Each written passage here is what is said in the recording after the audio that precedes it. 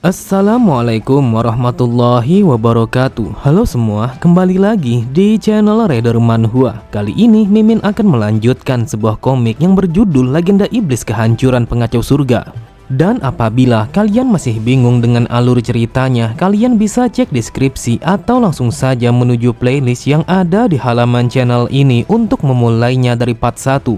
Tanpa basa-basi lebih jauh, mari kita masuk di part 79.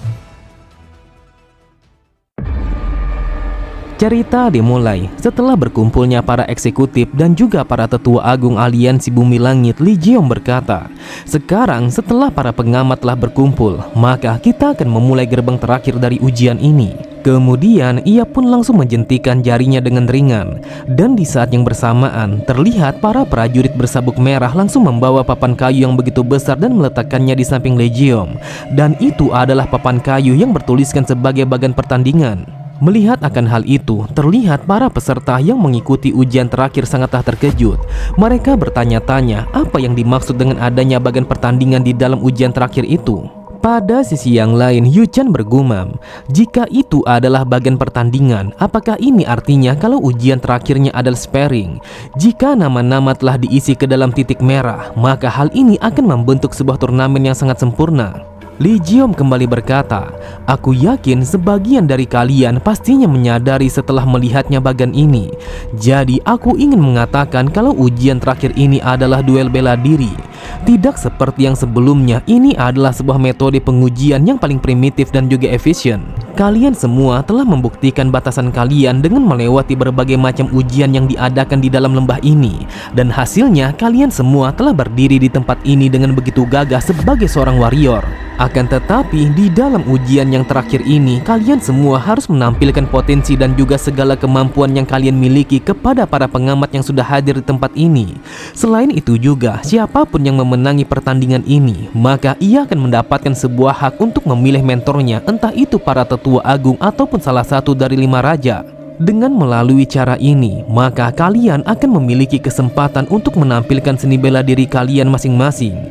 Kalian semua dengarkan aku baik-baik.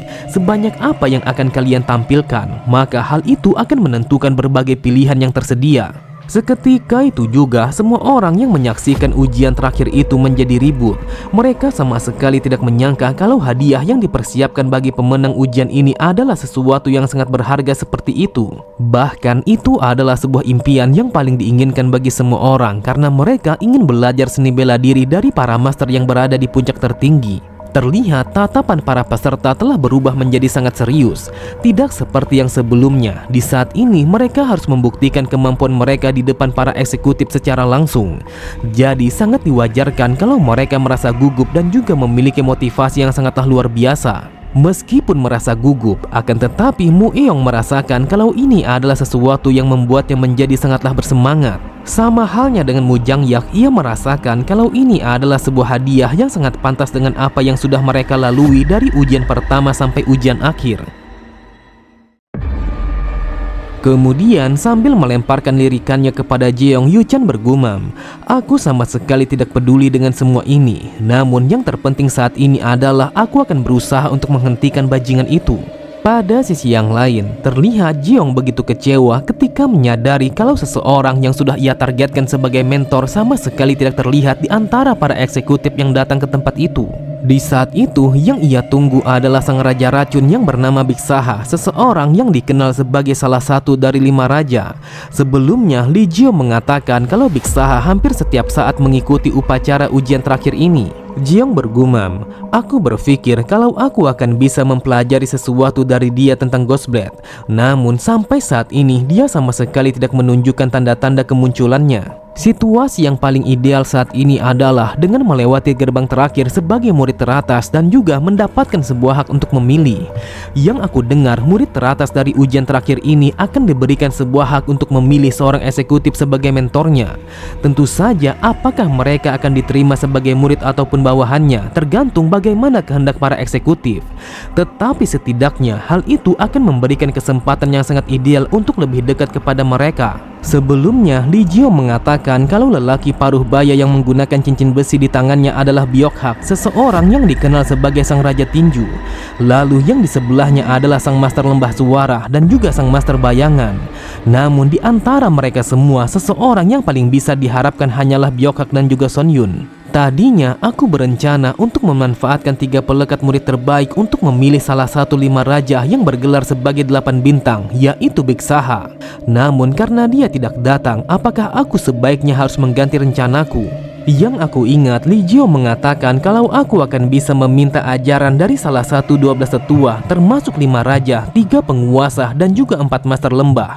Mereka adalah orang-orang yang bisa dianggap sebagai master teratas dari aliansi Bumi Langit. Bahkan Azur mengatakan kesempatan untuk menerima ajaran dari seorang Grandmaster sejati yang sudah mencapai alam transformasi tidak akan datang dengan mudah.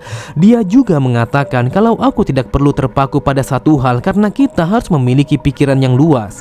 Seni bela diri bisa memberikan kesempatan memperluas pemikiran seseorang dengan mendengarkan bagaimana pandangan dari berbagai macam master. Kemudian Li Jio berkata, "Aku yakin kalau kalian pastinya menyadari kalau jumlahnya sama sekali tidaklah sesuai.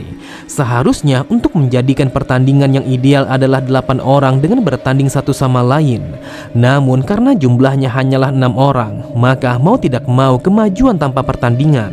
Dengan kata lain, 2 orang dari kalian bisa mencapai pertandingan final meskipun hanya dengan 1 kali pertandingan saja." Setelah mengatakan itu, ia pun langsung memanggil Guak Munggi untuk membawa sebuah kotak yang berisi 6 angka ke hadapannya. Lalu ia kembali berkata, "Seperti yang kalian lihat, karena jumlahnya tidak sesuai, maka kita akan mengundi untuk menentukan nomor pertandingan kalian." Namun mereka semua langsung melemparkan pandangannya ke arah lain ketika melihat Mueong yang mengangkat salah satu dari tangannya. Lalu ia berkata, "Wahai Master, bolehkah aku mengajukan satu pertanyaan? Bukankah seseorang yang menjalankan 2 pertandingan akan dirugikan di dalam stamina dan juga yang lainnya? Jadi aku bertanya, apakah itu akan menjadi pertarungan yang adil?" Menanggapi pertanyaan itu, Li Jio berkata, "Secara alami memang akan sulit bagi mereka yang harus bertarung di dalam 2 pertandingan untuk mengatur stamina mereka. Jadi mereka akan diberikan cukup waktu untuk memulihkan kekuatan dan juga diri mereka. Lagi pula untuk menentukan pemenangnya pada pertandingan terakhir ini akan dilakukan tanpa menggunakan energi internal." Pada sisi yang lain, dengan santainya Jiong berkata, "Hal ini sangatlah merepotkan. Aku bertanya-tanya apakah kita tidak bisa untuk bertarung sekaligus demi menghemat waktu yang disia-siakan." Mendengar ocehan Jeong, Yu Chan bergumam, "Dasar bodoh, jika hal itu memang terjadi, maka siapa yang dianggap semua orang sebagai target utama yang harus disingkirkan? Apakah bajingan ini tidak berpikir kalau dia adalah target utamanya? Di dalam pertandingan grup, maka mereka akan mencoba untuk menyingkirkan seorang lawan yang paling berbahaya terlebih dahulu. Oleh sebab itu bukanlah sebuah pertandingan yang adil." Kemudian Li Jiom langsung meminta kepada mereka untuk mengambil sebuah nomor yang berada di dalam kotak secara bergantian. Namun kesempatan yang pertama akan diberikan kepada mereka yang memiliki nilai terendah pada ujian yang sebelumnya, dan dia adalah Yu Chan dan juga Mueong. Namun karena Mueong tidak ingin dikatakan sebagai yang terendah, maka ia pun meminta kepada Yu Chan untuk mengambil undiannya terlebih dahulu. Akan tetapi sebuah keberuntungan telah datang kepada Yu Chan karena dia telah mendapatkan nomor 6. Oleh sebab itu ia pun langsung maju menuju babak kedua untuk menunggu seorang pemenang dari pertandingan yang lainnya. Terlihat Mueong langsung menunjukkan sebuah ekspresi yang sedikit kecewa. Tidak peduli seadil apa mereka mencoba untuk membuatnya, namun keuntungan untuk bisa bertarung hanya dengan 1 pertandingan tidak bisa dihindari. Dan itu adalah sesuatu yang sangat diharapkan oleh semua orang karena mereka bisa menganalisa kemampuan lawan mereka terlebih dahulu. Lalu ia pun langsung mengambil undiannya dan berharap kalau dia bisa mendapat nomor 5.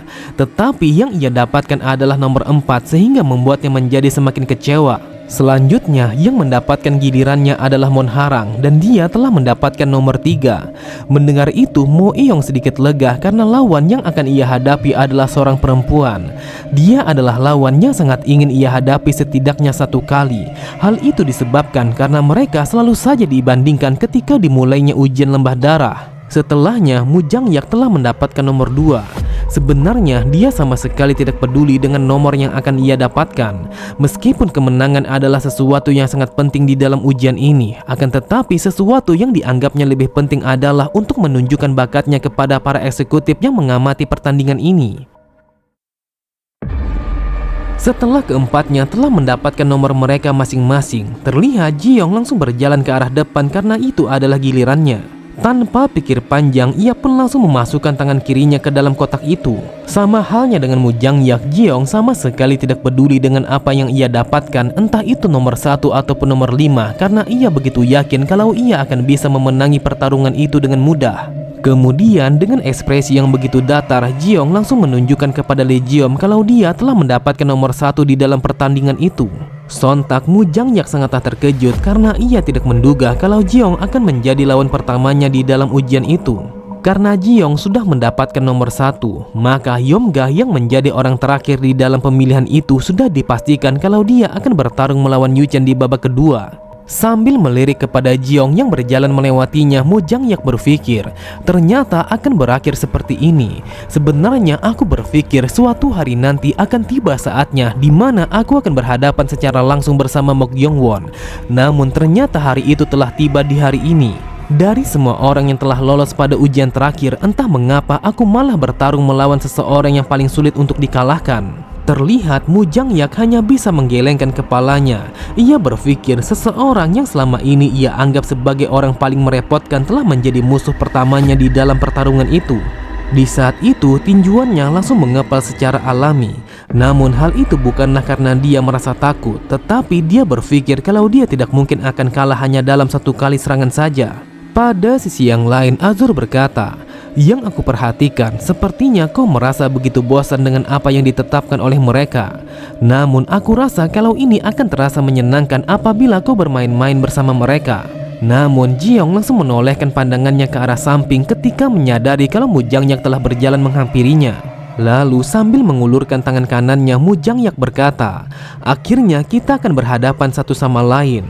Tetapi siapapun yang akan memenangi pertarungan ini, aku berharap kalau kita akan berjuang dengan sekuat tenaga." Akan tetapi Mu Jang-yak begitu heran ketika mendengar Ji-young yang mengatakan kalau itu akan terasa begitu sulit apabila mereka berjuang dengan sekuat tenaga. Saat mendengar Mu Jang-yak yang bertanya apa yang ia maksud, dengan tatapan mata yang datar Ji-young berkata, "Jika aku melakukan yang terbaik, maka pertandingannya akan berakhir hanya dalam sekejap mata.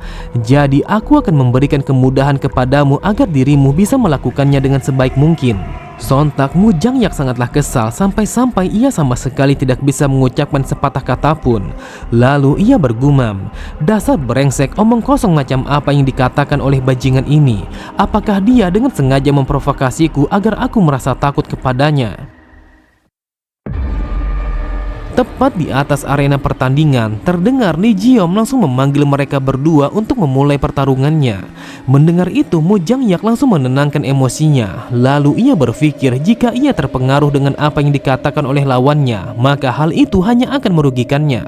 Mu Jang-yak bergumam, "Tidak diragukan lagi kalau dia dengan sengaja memancingku. Orang ini memang sangat pandai di dalam strategi, atau mungkin bisa saja lebih baik. Mungkin dia mencoba untuk membuatku merasa gelisah sebelum dimulainya pertandingan ini. Hal itu ia lakukan untuk mendapatkan sebuah posisi yang menguntungkan." Sambil tersenyum, Mu Jang-yak berkata, "Aku sangat bersyukur kalau dirimu sudah memberikan kemudahan kepadaku, dan itu telah membuatku berada pada posisi yang sangat menguntungkan. Tetapi apakah kau tidak tertarik dengan posisi terbaik di dalam ujian terakhir ini?" Akan tetapi Mu Jang-yak kembali merasa kesal ketika menyadari kalau Ji-young sama sekali tidak meresponnya. Ia berpikir, "Sejak dari kecil aku sangat sering diberitahu kalau aku adalah orang yang sangat licik dan juga berbakat di dalam seni bela diri.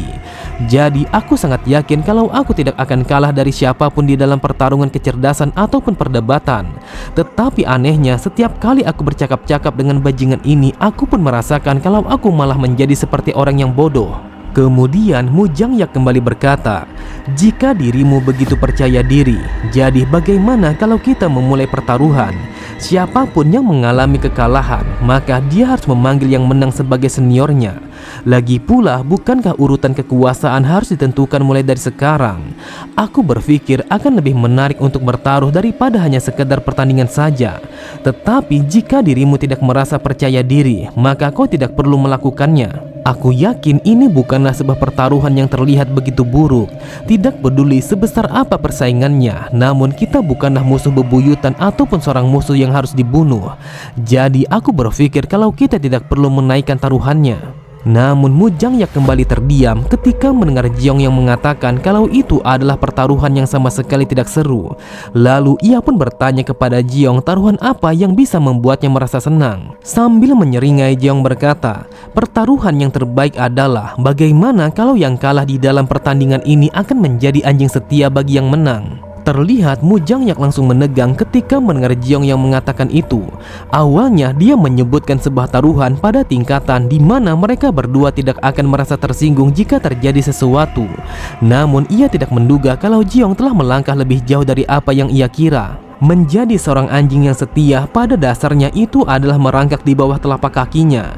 Dia tidak hanya sangat pandai memprovokasi seseorang, tetapi dia juga seseorang yang sangat berlebihan. Ketika melihat Mujangyak yang masih berpikir, dengan santainya Jiong berkata, "Mengapa kau langsung terdiam? Apakah nyalimu sudah ciut?" Oke semua, cukup sampai di sini dulu pembahasan alur cerita kita. Sampai jumpa di video selanjutnya. Wassalamualaikum warahmatullahi wabarakatuh.